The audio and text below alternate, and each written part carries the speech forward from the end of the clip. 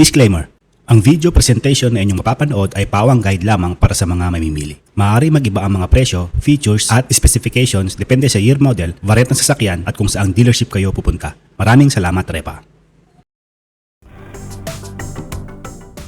Kumusta mga Repa? Ikaw ba ay nagbabalak bumili ng bagong dirt bike ngayong umpisa ng taong 2026? Tamang-tama Repa, dahil sa video na ito, itatalakayin natin ang ilan sa mga abot kaya at maasahang dirt bike na pwede mong pagpilian ngayong 2026. Kaya kapit ka lang hanggang dulo Repa at baka sakaling makatulong sa iyo ang video na ito. Tara at ilarga na natin ito. Alright!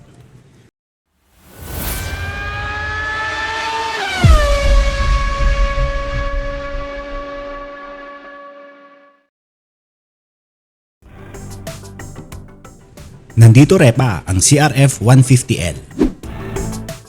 Ang Honda CRF 150L ay may air-cooled na 150cc na makina. Ang kabuang lakas na nililikha ng motor na ito ay 12.24 horsepower sa 8,000 RPM kasama ang pinakamataas na torque na 11.94 Nm sa 6,500 RPM. Ang lakas ay pinapasa sa mga gulong sa pamamagitan ng 5-speed constant mesh gearbox na espesyal na nakatune upang mahusay na kayanin ang mga hindi pantay na kalsada na may tamang distribution ng torque sa lahat ng gear. Meron itong wavy design disc brake sa harap at likod na nagpapataas ng braking efficiency.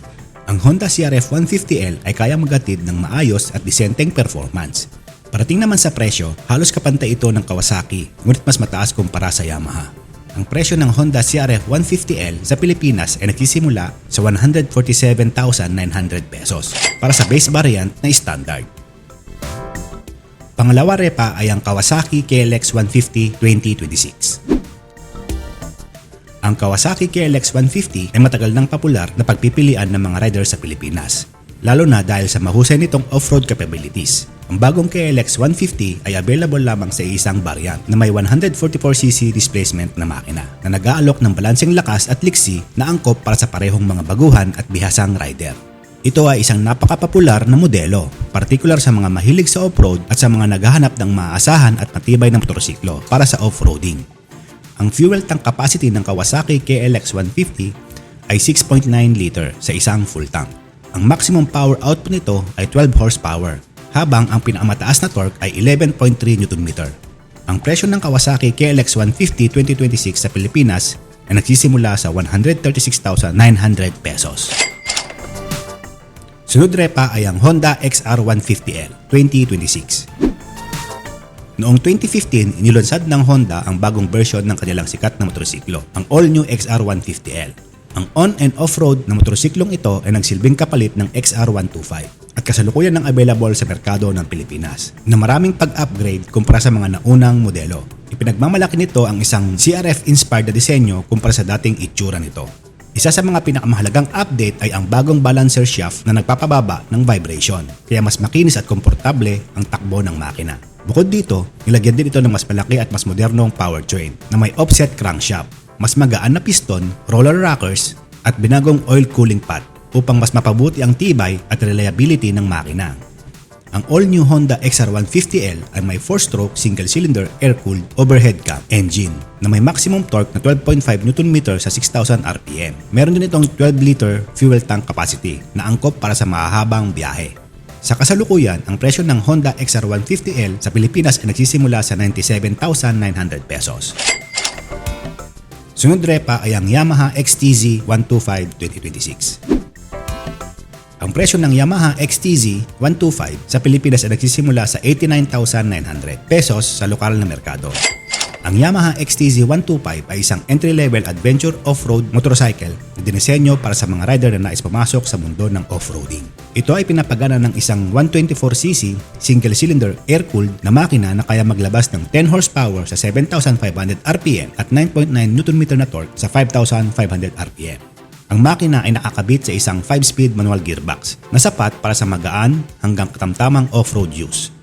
Ang suspension setup nito ay binubuo ng telescopic fork sa harap at swing arm sa likod. Parating naman sa mga preno, gumagamit ito ng front disc brake at rear drum brake. Ang XTZ 125 ay available sa dalawang kulay, ang itim at asul.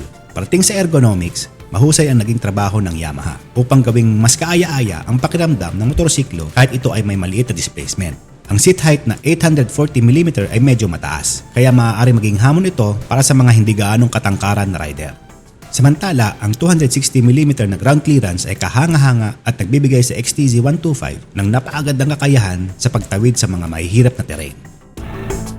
Sunod repa ay ang Skygo Stallion 2026. Ang Skygo Stallion ay isang sikat na dual sport supermoto motorcycle sa merkado ng Pilipinas na may presyong humigit kumulang 70,000 pesos. Kilala ito sa tibay at agresibong disenyo na mas pinatingkad ng mahabang front fender. Meron itong off-road specifications ng mga gulong at mataas na exhaust pipe na bagay para sa trail at light off-road riding. Pinapagana ang Stallion ng isang 4-stroke single-cylinder air-cooled na 150cc na makina at kaya maglabas ng 11.7 horsepower na lakas at 10 Nm na torque. Ang makina ay nakapartner sa isang 5-speed manual transmission na nagbibigay ng sapat na power at control para sa pang-araw-araw na gamit at mild off-road na biyahe. Dagdag pa rito, ang motorsiklo ay may 17-inch spoke wheels sa harap at likod na nilagyan ng malalapad na tread na gulong at nagbibigay ng mahusay na kapit at stability sa iba't ibang kondisyon ng kalsada. Sa kabuuan, ang Skygo Stallion ay isang abot-kaya at praktikal na pagpipilian para sa mga rider na nais ng dual sport supermoto na kaya makipagsabayan sa araw-araw na biyahe at weekend off-road adventures. Nandito rin repa ang Rusi KRY 200. Ang Rusi ay isa sa mga pinagpipiliang brand ng motor dito sa Pilipinas, lalo na sa mga baguhan at budget-conscious na mga rider. Ang KRY 200 ay ang pantapat ng Rusi parating sa mga low displacement dirt bike dito sa Pilipinas. Ang motor na ito ay nagkakahalaga lamang ng 69,000 pesos sa merkado. Ang KRY 200 ay pinapagana ng isang 200cc, 2 valves, 1-cylinder engine na kaya mag-produce ng 15.2 horsepower sa 7,000 RPM at 17.8 Nm na torque naman sa 5,000 RPM. At meron itong 5-speed manual transmission. Parating sa fuel tank capacity, kaya itong magkarga ng hanggang 10 liters sa isang full tank at kayang kumonsumo lamang ng 35 km per liter. Ang downside lang nito ay nakakarburetor pa rin ng kanyang fuel system, ngunit bumawi naman sa mga sinalpak na dual disc brake na mga preno or white. Ang dirt bike na ito ay sumusukat ng 2,020mm na haba, may lapad na 820mm at taas na 1,200mm. Meron na rin itong electric at kickstarter. Bago tayo magpatuloy, nais muna kitang pasalamatan repa kung umabot ka sa puntong ito ng ating video. Kung gusto mong ma-update sa lahat ng latest automotive news at mahilig ka sa mga sasakyan at motorsiklo, ay welcome kang pindutin yung subscribe button na repa. Isama mo na rin ang notification bell icon para ma-update kita kapag meron tayong baong upload na video. Paki-like and share mo na rin kung nagustuhan mo ang topic natin ngayon. Maraming salamat repa. Alright! Ang panghuli sa ating listahan mga repa ay ang Motostar Moto X155 2026.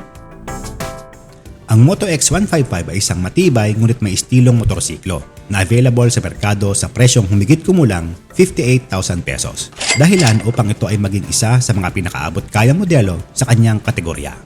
Pinapagana ang motorsiklong ito ng isang 150cc single-cylinder 4-stroke liquid-cooled na makina na kaya maglabas ng 12 horsepower na lakas at 10 Nm na torque at nakasalpak sa isang 5-speed manual gearbox. Sapat ang kombinasyon ito para sa pang-araw-araw na biyahe at paminsanang off-road riding. Ang suspension system ng isang Moto X155 ay gumagamit ng telescopic suspension sa harap at monoshock sa likuran. Bagamat hindi ito ang pinaka-advanced o pinaka-capable na suspension setup, maayos naman itong gumagana kasabay ng aluminum chassis at swing arm ng motorsiklo. Para sa preno, ang Moto X155 ay may disc brake sa harap at likod na nagbibigay ng sapat at maasahang braking performance. Ang motorsiklo ay may bigat na 127 kg lamang, kaya madali itong imaniobra, iliko at ipadaan sa mga lubak at hindi pantay na kalsada. Sa kabuuan, ang Motostar Moto X155 ay isang practical at budget-friendly na option na may mga kakompetensya tulad ng Yamaha XTZ125 at Skygo Stallion at akma para sa mga rider na naghahanap ng murang dual sport style na motorsiklo para sa araw-araw at light off-road use. Yan na nga mga repa ang ating listahan para sa mga ilang dirt bike na pwede mong pagpilian kung nagbabalak kang bumili ng bagong motorsiklo na makasama mo sa iyong trail adventure. May napupusuan ka ba sa mga motorsiklong nabanggit sa video na ito? Pa-comment naman ang iyong sagot o komento repa at kung sa tingin mo, bakit yan ang iyong nagustuhan. Maraming salamat sa suporta at panonood repa. Kita-kits tayo sa susunod na video. Alright!